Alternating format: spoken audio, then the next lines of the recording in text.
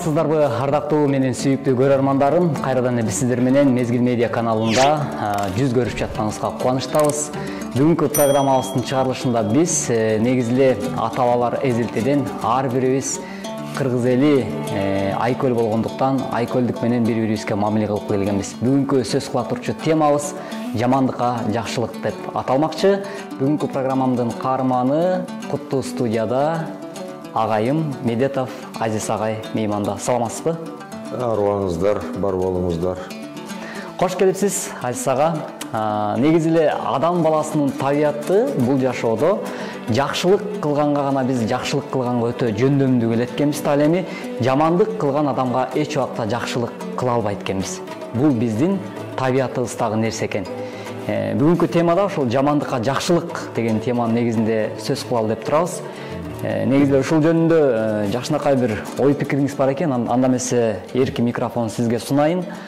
Ушул туурасында өзүңүздүн баамдаган оюңуз менен көрөрмандар менен бөлүшүп берсеңиз. Рахмат. Улан чакырганыңарга рахмат. Эми экөөбүз кезиккен жерде баягы көп эле сүйлөшүп калабыз адамзатынын өзү жөнүндө. Бул адамзаты деген ким, анын табияты кандай, дүйнө таанымыбыз кандай болуп атат деп көп эле сүйлөшөбүз да. Анан кээде бир философиялык ойлорго дагы кирип кетебиз. Анан деген ошондо мен ойлонуп көрсөм,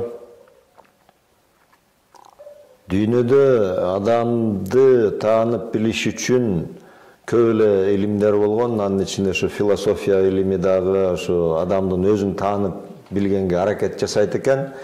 Эми ага көп биз өтө тереңдеп кийлигишпей эле коелу, бирок мен айтайын дегеним, дүйнөгө аты белгилүү байыркы Грециядагы, Римдеги Платон, Сократ сыяктуу мыкты философтор болгон.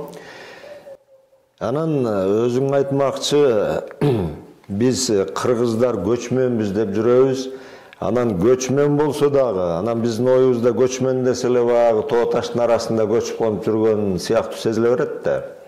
Бирок ошо кыргызыбыздын макал лакаптарын, акыл сөздөрүн, учкул сөздөрүн карап отурсаң, ошол жанагы Сократтан кем эмес эле философиялык ойлорду айтып койгон экен да. Чөнөкөй эле жашоого колдонулуп аткан макал лакаптар аркылуу эле ошолордун мындай сүңгүп кирип, ошонун түпкү маанисин карап көрсөң, кадимкидей философия бар да. Анан бүгүн бир теманы айтып калдың. Эми ошол темага ылайык мен эми сөзүм азыркы кыргыздардын макал лакаптары жөнүндө сөз боло турган болгондон кийин, сөз кургак болбосун үчүн мен 4 эле сап бир мындай макалды айтып көрөйүн, анан ошол макалдын тегерегинде сөз кылабыз да. Макул. Жакшылыкка жамандык көр адамдын иши дейт. Анан жамандыкка жамандык бул жер адамдын иши дейт. Анан жакшылыкка жакшылык бул ар адамдын иши. Анан жамандыкка жакшылык бул эр адамдын иши дейт. Анан мына ушул макалды карап отуруп эле мен ойлоп койдум, бул кыргыздар адам баласын 4 топко, 4 типке бөлүп коюптур да. Атайын бөлбөсө дагы ушундай болуп калды. Өтө эле ылдыйкы деңгээлдеги адамдарыбыз бар. Буларды көр адам деп айтып атат. Анан бир аз жогорураак типтеги адамдарыбыз бар, аларды жер адам деп атап атат. Анан андан жогорураак дагы атап атат ар адам. Анан эң жогоркусу, мындайча айтканда, элдин арасындагы бийигирээк, акыл ой жүгүрткөн мыкты адамдар, булар эр адамдар деп 4 типке бөлүп атат да. Анан муну ушинтип жөн эле айтып койсо болот, бирок бүгүн биз кичине ушунун тегерегинде ой жүгүртүп, анан бир аз чечмелегенге аракет кылып көрөлү. Эми чечмелеген дегенде мен муну китептен окуп алып, бирөөлөрдүн чечмелөөсүн караган жок. Мен өзүмдүн эле оюмду бүгүн айтып бергим келип атат да. Бул өзүңүз жогоруда айткандай агай, бул макалдын философиялык жактан мааниси өтө терең экендигин бир ачып бергиңиз келип атат окшойт. Анан биздин ата бабалар эзелтеден эле адамды карап туруп эле баягы мүнөздөмө берип койгон десек болобу, Ушул макал. Ооба, адамдын так мүнөздөмө бербесе дагы, ушундай макалдар бар, адамдын ким экендиги кирип чыкканча билинет дейт. Мисалы, илгери боз үйдө жашашчу да. Анан боз үйгө салам айтып кирип, кайра чыккыча эле бир чыны чай ичип, эмне кылат, бир аз сүйлөшүп, демек босогон аттагандан баштап, сүйлөгөн сөзүнөн, берген саламынан, отурган турганынан, анан сүйлөгөндөн эле бир топ деңгээлге адамдын канчалык бу ким деген адам экенин мүнөздөмө берип коюшкан десек болот да. Эми тилекке каршы бүгүнкү күндө анте албай калдык. Бирок биздин кыргыздар мына ушундай кемеңгер, мындай азыркы тил менен айтканда керек болсо психолог болушкан экен да. Биздин ата-бабаларыбыз мындай кыраакы келишкен десек дагы болот да, агай. Туура. Андан жакшы анда темабызды уланта берелик. Эми мүмкүн болсо мен ушуну азыр мындай бир чиймелеп көрсөтсөм кандай болот? Ошо. Жакшы болот, абдан сонун болот. Чиймелеп көрсөтүп көрөйүн дедим эле да. Мында кулак угуп, көз көргөнгө караганда мындай көз орусча айтканда наглядно мындай көрсөтмө куралы аркылуу көргөн аябай мындай бекемирээк болот го дейм. Агай ушул жерден кыргыз элибиздин жакшы макалы бар го, багы миң уккандан бир көргөн артык дегендей, ансыгарындай. Көз менен көрүп, анда эмесе көңүл буралык сизге. Эми ушул макалды бир өзүбүзчө чечмелөөгө аракет кылып көрөлү. Биринчи типтеги адамдар бул жакшылык кылып атсаң дагы жамандык менен жооп берген адамды кыргыздар көргө теңеп атат да. Мен ошону чийип көргөзөйүн. Эми мисалы муну жер деп эсептесек, көр деген эмне? Көр деген жерден да ылдый болот атпайбы? Жерден ылдый көрдө, жөн эле аң эмес, чуңкур эмес, көрдө эмне жатат? Көрдө өлүк жатат, ал чирип атат, ал эми жуттанып атат. Демек, бияқта кандайдыр бир бузулуп аткан нерсе жатат да. Анан кыргыздар жакшылык кылып атканды да жамандык менен жооп берген адамды көргө теңегени бекер эмес. Анткени көрдө бузулган, сасып аткан, чирип аткан нерсе жатып атпайбы? Ошого теңеп атат. Эми бул оңой катуу сөз эмес да. Анан бул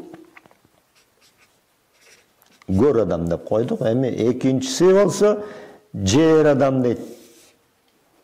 Эми бул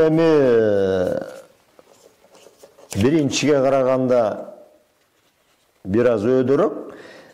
Жер менен теңсиң деген сөз. Эми муну мындай деп мен түшүндүм. Жерден өйдө бийик эмессиң, бирок жер менен теңсиң дегени жерди биз тебелеп жүрөбүз да.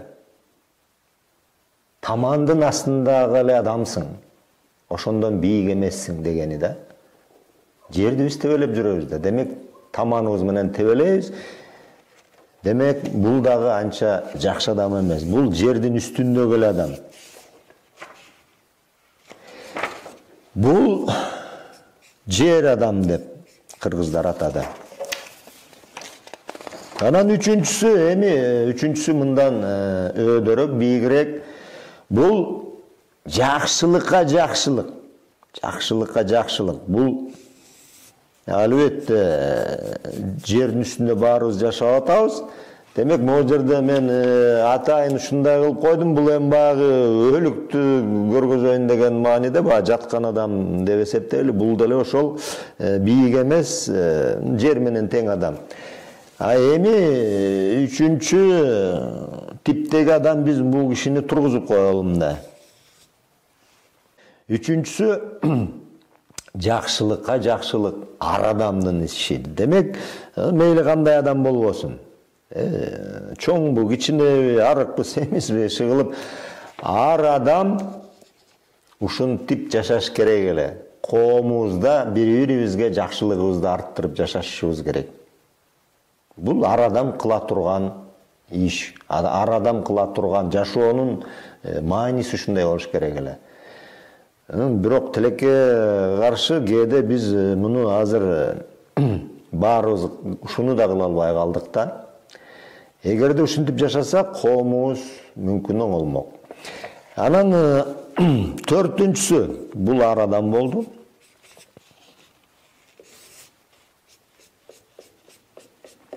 Бул эми жамандык кылып атса дагы жакшылык менен жооп берген адам. Мен муну жерден да өйдө мындай белгилеп коеюн, мындай. Керек болсо, бул адам керек болсо күн сыяктуу тийип турат деп койсом да болот, мисалы. Бул жердин үстүндөгү басып жүргөн ар адам ушуну кылыш керек болсо, жакшылыкка жакшылык. Ал эми жамандык кылып атса дагы жакшылык менен жооп берсе, ал жерден да бийик, күнгө тең адам, баарына тегиз караган, жакшылыгын чачып турган күн сыяктуу. Эми күн баарына тегиз тиет да, жаманга да жакшыга да күн кандай тегиз тийсе, ушундай адам жамандыкка жакшылык менен жооп берген адам, күн сыяктуу жаркырап баарына тегиз жакшылыгын арттырып турган адам. Ал тандабайт, тиги мага жамандык кылды эле, тигинтти эле, ушактады эле дебей эле, баарын эле күн сыяктуу жаркырап баарына жакшылыгын тийгизген адам. Мына ушундай адамды кыргыздар эр адам деп атат. Эр адам. Ошентип кыргыздар ушундай 4 типке бөлүп кой. Эми муну кыргыздар атайып отуруп алып ушинтип бөлбөсө дагы, макалдын уңгусун карап отурсак, ушундай болуп калып атат. Макалдын маанисин, философиясын, өзөгүн карап отурсак, ушинтип калып атат да. Биринчи эң эле начар адам бул көр адам экен. Анан экинчи кичине өйдөрөгү жер адам, анан ар адам, анан эр адам. Эми биз эр адамды жанагы баатырлар менен алмаштырбашыбыз керек. Менин оюмча, баатыр деген бул эми жоо келсе, жоону беттеп кайра тартпаган, кылыч чапкан, найза сайган бир баатырлар бар. Ал эми жоо келатканда жооп берген баатырлар. Бул эр адам деген бул күнүмдүк жөнөкөй тынч жашоодо эле жамандыкка жакшылык менен жооп берген адамды эр адам катары санап атат да. Ошон үчүн бул эми сөзсүз эле эркек адамга эмес, аял киши деле ушинте алат. Бала деле ушинте алат, жаштар деле, карылар деле. Эми мындан ары дагы бир нерсени, мындай кичине дагы ушуну андан ары дагы мынтип чечмелегим келип атат. Дагы бир нерсени өзүмдүн оюмда, мындай билишимче түшүндүрүп бергим келип атат да.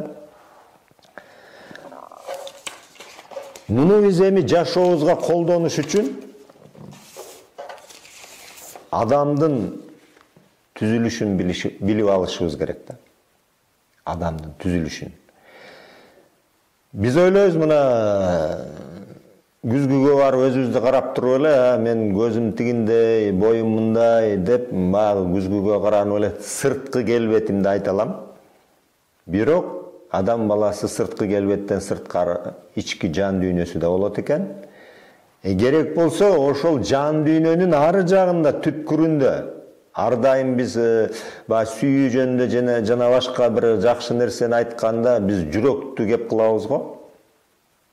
Демек ошол жүрөктүн тереңинде биз аны рух деп коебуз. Ошо рухтун тереңинде, жүрөктүн тереңинде дагы бир нерсе отурат да. Мен ошолорду бир аз айтып туруп, анан моорайки биздин макалга кичине байланыштырып коеюн. Адам баласы демек бери эле айтканда 3 нерседен турат экенбиз. Сыртыбызды каптап турган бул денебиз. Сырткы бул эми чындыгында айтканда, орусча айтканда коробка эле да. Көбүнчө биз ушуну мен ушумун деп келебиз. А бул болгону дене. Бирок ушул дененин ичинде анан жан жайгашкан. Бул сырткы дененин ичинде отурат.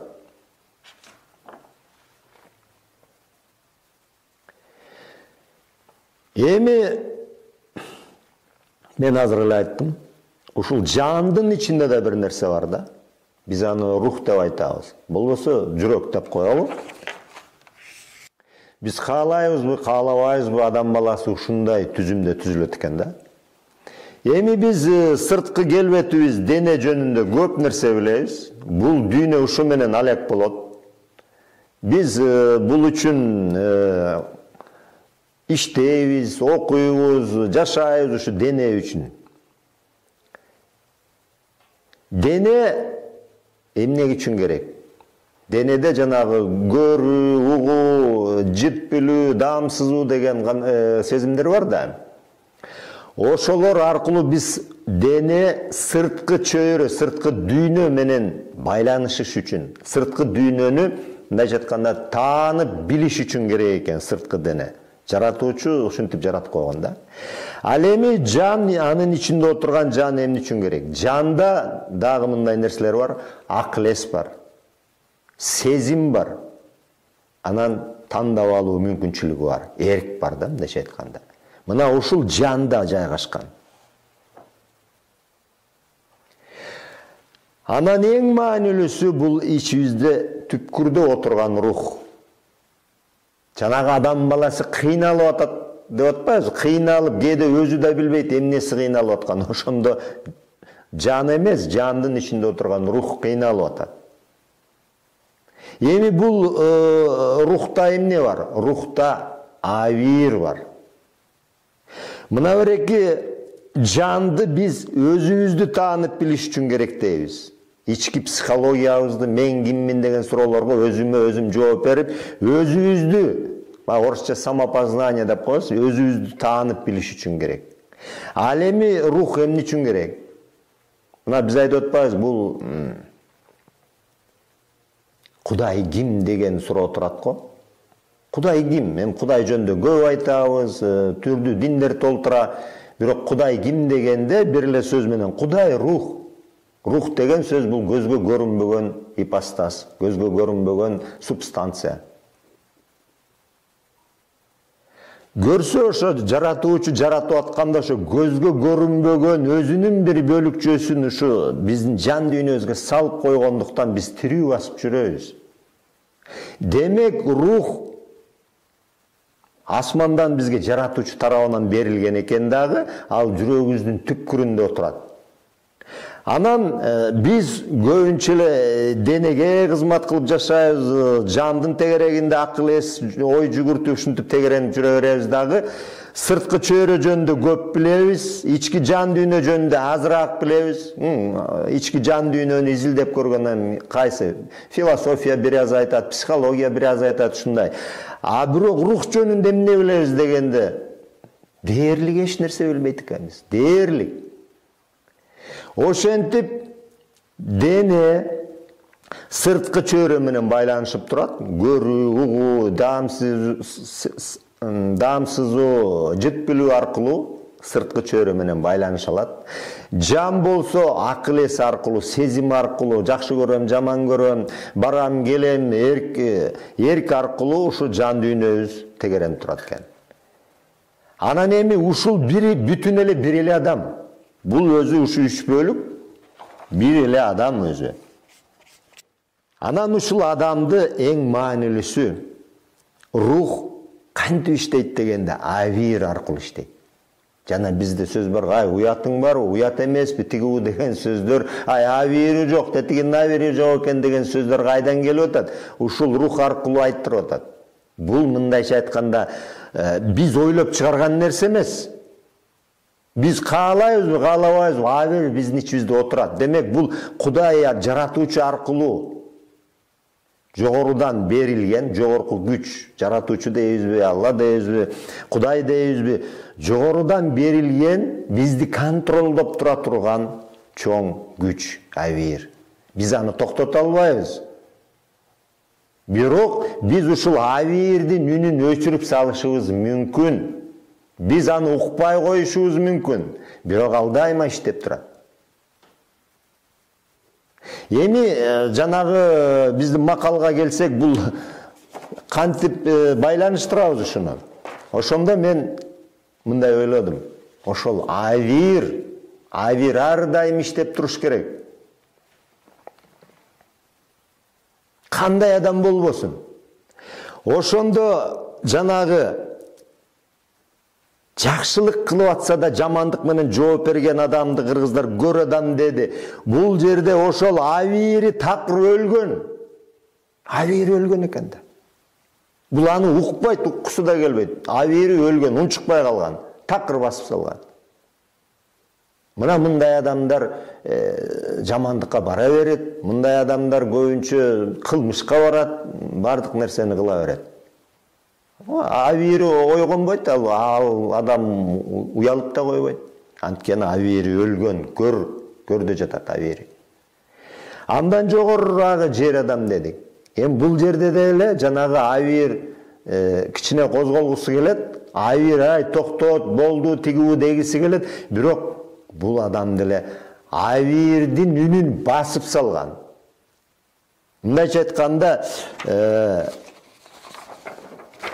авир рух аркылуу сыртты көздөй таасир берип туруш керек эле.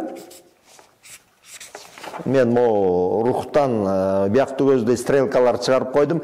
Ушул рух авир бизди, адам баласын авир башкарып, авир диктовать этип туруш керек эле. Жанга да, денеге да, ай кыл же кылба, ай уят болот, тийбет, уурдаба, өлтүрбө деп туруш керек эле ушул авир. Авир айтып турат. Бирок ошол авирдин үнүн өчүрүп, мына жанда акыл эс бар деп атпайбыз. Акылыбыз менен керек болсо, атайлап деле ичибизде авирибиз кан какшап турса да анын үнүн өчүрүп салышыбыз мүмкүн экен. Мына ошондой адамдардын бири жер адам. Бул жанагы авирдин үнүн уккусу келбейт. Мындай адамдар да бардыкка бара берет. Ошон үчүн жана жамандыкка жамандык кылып атканы ушул да. Анан эми андан жогорурагы бар дедик. Жакшылыкка жакшылык, бул ар адамдын иши. Бул жерде эми авир ойгонгон, авир иштейт, бирок ар дайым эмес. Бул адамдар авирдин үнүн, ички уятынын үнүн анда-санда угат. Кээде уялат, кээде авири козголуп, ай уят эми деп кылып жакшылык кылып коет. А кээде бул адамдарды уккусу келбейт. Демек, авир дагы бул жерде баягы мезгил менен анда-санда иштейт да. Анан авир ар дайым иштеген, авир рух ар дайым жанга да, денеге да таасир берип, керек болсо ушул бүткө ички жан дүйнөнү ээлеп алса авир. Мындайча айтканда авир аркылуу ким иштейт деп атам? Жогоруда жаратуучу иштейт. Ошол жаратуучубуз рух аркылуу, авир аркылуу ички жан дүйнөнү бүт ээлеп алса, анан ошондой адам гана жамандыкка да жакшылык кылып, душманын да сүйүп, баарына тегиз карап, күндөй болуп жаркырап турган адам ушул да. Ошон үчүн кыргыздар мындай макал чыгарышкан. Атаңды өлтүргөнгө энеңди алып бер. Атаңды өлтүргөнгө энеңди алып бер. Бул эмне деген айкөлдүк, эмнеге деген кемеңгерлик. Мына муну ким кыла алат? Мына муну ер адамдар кыла алат. Эми атасын өлтүрүп атса, анан ошол өлтүргөн кишиге энени алып бериш, бул дүйнөдө жок нерсе да. Ал үчүн тиги адамды кечириш керек. Ал адамдын кылмышын жабышың керек. Унутушуң керек, айкөлдүк кылышың керек. Жана Манас бабабызда айкөлдүк деген түшүнүк бар да, мына айкөлдүк ушул жакта жатат. Райым кылуу, мейли душманга да райым кылуу, кечирим кылуу. Эми тилекке каршы мындай адамдарды азыр мындай адамдар болгон экен да кыргыздарда бир кезде. Ошон үчүн кыргыздар кыргыз болуп, балким бүгүнкү күнгө чейин сакталып калганыбыздын түпкү мааниси да ушулдур, балким. Анткени эр адамдар көп болгон, айкөл адамдар, кечиримдүү адамдар көп болгон. Мына ушулар жоголгондон кийин азыр коомдо эмне болуп баратат? Майдаланып баратат. Өйдө өсмөк турсун ылдый түшүп баратабыз. Жана көр адамга ылдыйлап баратабыз. Бул жакшыбы же жаманбы, аны коомчулук өзү, көрөрмандар өздөрү ойлонуп көрсүн. Анан атасын өлтүргөнгө энесин алып берүү бул окмуш нерсе да. Мындайды күндүз шам жагып алып, чырак жагып алып таппайбыз азыр. Мындай адамдар дүйнөдө болгон. Дүйнө үчүн, дүйнөнүн күнөөсү үчүн өз жанын бергендер да болгон. Мына ушундай адамдарды кыргыздар эр адам деген. Чоң рахмат, Азиз агай. Абдан сонун маанилүү жана ошол учурда маңыздуу түшүндүрмө берип өттүңүз. Анан сиз менен ушул жамандыкка жакшылык деген теманын алкагында сиз менен баарлашып жатканда абдан сонун адамдын жан дүйнөсү дегеле руху, жаны, денесине, рухуна, денеге кам көргөндөй эле адам эң негизги ички абийирине кам көрүш керек деген бир ойду ачып бергиңиз келди окшойт. Анан менде мындай бир суроо жаралып атат, агай. Жогоруда өзүңүз айтып өттүңүз. Илгери биздин ата-бабаларыбыз мындай эрдик менен ошол жанагы күн адам дебеңизби?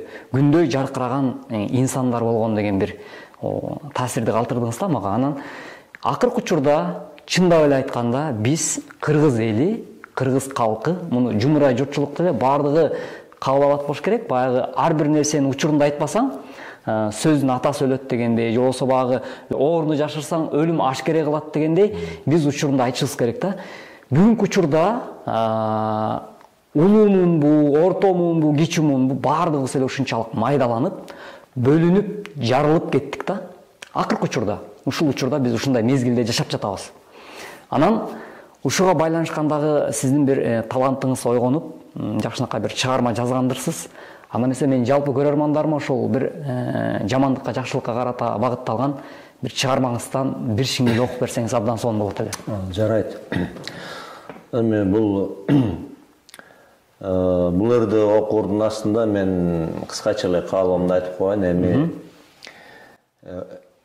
мындай нерсени кыргызыбыздын макал лакаптарын, нускал сөздөрүн биз азыр көтөрүп чыгып, элге жайылтып, өзгөчө жаштарыбыздын жүрөгүнө, көкүрөгүнө сиңирбесек, биз эртең кыргыз болобу, болбойбу чоң суроо болуп калды да. Себеби чыгыш батыштан түркүн таасирлери болуп атканда биз кайсы бир агымдын курмандыгы да болуп калышыбыз мүмкүн. Жанагы жерден мен жаратуучу жөнүндө, Кудай жөнүндө да бир аз кошуп кетпедимби? Себеби каалайбызбы, каалабайбыз, биздин ички жан дүйнөбүздүн ортосунда ошол рухту Кудай жараткан. Ошол аркылуу биз тирүү басып жүрөбүз. Бирок бул жерде мен кайсы бир динге такап же динчилдик жөнүндө айткан жерим жок. Бул жерде динчилдик жок. Муну туура түшүнүш керек. Туура түшүнүш керек. Мен кайсы бир диндин талабын талашып же ошону мындай үгүттөйүн деп аткан жерим жок. Бул жерде авир динди тандабайт. Авирге баары бир кичинекей балада да болуш керек, ал авир чоңунда да болуш керек. Кыз кишиде да болуш керек, улуу байбичеде да болуш керек, эркегинде да болуш керек, жашында да, карысында дагы, улутту да тандабайт. Бул авир американецсиңби, кыргызсыңбы, оруссуңбу, арабсыңбы, ага баары бир. Бул жерде расанын да кереги жок, билимдин жогору ылдый болушунун дагы эч кажети жок. Диндин да эч кажети жок авиргечи. Авир адам жаралганда эле салынат, демек ар бир адамдын ичинде авир иштейт. Ага баары бир сен кайсы катмардасың, кимсиң, коомдун кайсы бөлүгүндөсүң, эмне ишенесиң, айырма жок. Ошон үчүн авир маанилүү. Кандай адам болбосун. Ошон үчүн айтар элем, ошо авириңиздерди угуп жашасаңыздар, мен дагы, сен дагы баарыбыз деги эле жумурай журтчулугубуз ички абийирибизди уксак, айта кетчү нерсе, абийир бизге окшоп кыйкырып сүйлөбөйт. Абийир деген тиги бир дегенге нааразы болсо тиги ак үйдүн астына чыга калып кыйкырбайт. Абийирдин үнү ушунчалык жумшак жана мындай угулбай да калышы мүмкүн. Ал назик нерсе. Аябай назик. Ошон үчүн аны уга билген киши гана жанагы эр адам деңгээлине жете алат. Аны укпай басып салсак, анда биз көр жер менен бул дүйнө менен алышып отуруп анан кете беребиз да. Баягы орусча айтканда бунт кылбайт. Айыр. Баягы көчөгө чыгып сиз жогоруда айткандай микеттерди уюштуруп кыйкырып өкүрбөйт дегенди айткыңыз келди окшойт. Ушуга байланыштуу бир өрдү окуп берейин, Жакшы болот агай. Боор орусаң боорго тебишкен, болоттура иш чизилде бириген. Жакшылыгың арам ойлой беришкен, көрдө жаткан өлкө тең чириген. Мындан деле бийик эмес баркыбыз, мээден такыр чыкпай койсо арамдык, жер адамга теңеп коет калкыбыз, жамандыкка кыла берсең жамандык. Жакшылыкка кылсаң жакшылык, карыз алып кайта берген карызың, сыйга сый, сыр аякка бал сыңары, бул болгону сенин милдет парызың. Кылыч сунса, кымыз сунуп турганга кыргыз эли бийик бааны беришкен, кыла берсе жамандыкка жакшылык, эр адам деп ошону атап келишкен. Бали агай, мына сага абдан сонун, таамай жакшы жазылган чыгарма экен. Чындап эле жамандык кылган адамга биз качан жакшылык менен жооп кайтарганда да ошол мына чыныгы эр адам деп аталат экен, өзүңүздүн ырыңызда айтылгандай. Анда эмесе ар дайым ар бир инсандын сиз айткандай жогоруда ошол ички абийирибизди өстүргөнгө, өнүктүргөнгө ар бир инсан аракет кылсын деген тилегибиз менен бизге бөлүнгөн убакыт дагы өз соңуна келип жетип калды агай. Анда эки ооз айтып коеюн. Кымбаттуу угарман, көрөрман, бул жөн эле угуп койбостон ушуну жашооңузга колдонсоңуз деле бул эч кандай оорчулугу жок. Эч кандай оорчулугу жок. Болгону ушул 4 типтеги адамдын мен кимисимин деген суроону өзүңүзгө берип көрүңүз. Биз 4өөнүн бирөөсүбүз. Албетте адам дайыма ой мен жакшыраагын өзүмө ыйгарам да, мен жакшы эле болушум керек депчи. Бирок жанагы абийирдин астында биз туруп алып, эми абийирди аттап же болбосо анын үнүн өчүрүп эле салбасаң, абийир сени тыкылдатып эле турат да. Ошон үчүн абийириңиздердин астында, абийир жүрөктө болот, жүрөккө колду көкүрөккө коюп туруп, мен ушу 4 типтеги адамдын кимисимин деп өзүңүздү баалап алып, анан жогору жакка эр адам болгонго аракеттене бериңиз демекчимин. Чоң рахмат агай. Алтын болгон убактыңызды арнап бизге маек куруп бергениңиз үчүн ыраазычылык билгиземин. Сиздин дагы чыгармачылык ишиңизге албан ийгиликтерди каалап өтөйүн. Айтканыңыз сөзсүз түрдө жараткандан кабыл болуп орундасын деген тилек менен. Ардактуу көрөрмандарым, бизге бөлгөн убакыт өз соңуна келип жетти. Сөзүбүздүн аягыбызда ар бир инсан жүрөктү тыңшап, ошол эле учурда ички абийирибиз бүгүнкү учурда мезгилде кандай абалда болуп калдык, ушуга көңүл буруу өтө маанилүү экен. Ал эми сиздердин болсо ар бириңиздердин жан дилиңиздер ак, дилиңиздер ар дайым таза болсун деген тилек менен бүгүнкү программаны жыйынтыктап жатып, учурунда биздин ата бабаларыбыздан калган сөз десем да болот. Өзгөчө баягы коомдук ишмер Исхак Разаков агабыз айткандай, сен таза болсоң, мен таза болсом, коом таза болот дегендей, ар бирибиз тазалыкка жана арулукка умтулалы деген тилек менен программабызды жыйынтыктамакчыбыз. Сак саламатта болуңуздар. Аман болуңуздар.